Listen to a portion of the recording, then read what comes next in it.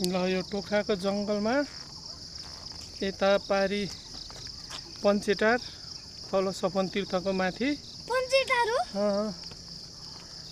आउन सक्नुहुन्छ। यहाँ जङ्गलको माथि पिकनिक स्पट पनि रहेछ। यो बाटो तलबाट सिडी आएपछि यहाँ आउन सकिन्छ। त्यहाँबाट आएपछि यहाँ सिडी उक्लेर आएपछि यहाँनिर एउटा सानो मन्दिर जस्तो छ।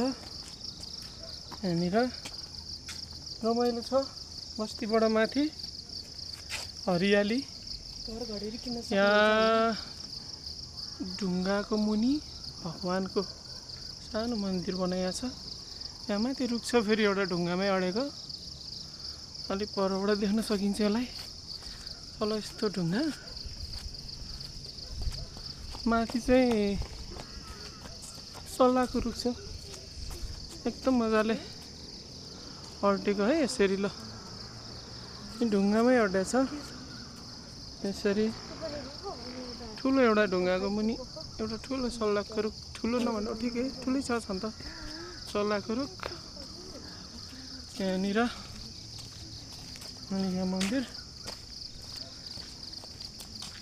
घन्टी पनि बजाउन सकिन्छ। भगवान के को मन्दिर हो यो? शिव बना हो जस्तो लाग्छ। शिव भगवानको त्रिशूलहरू त छैन होइन।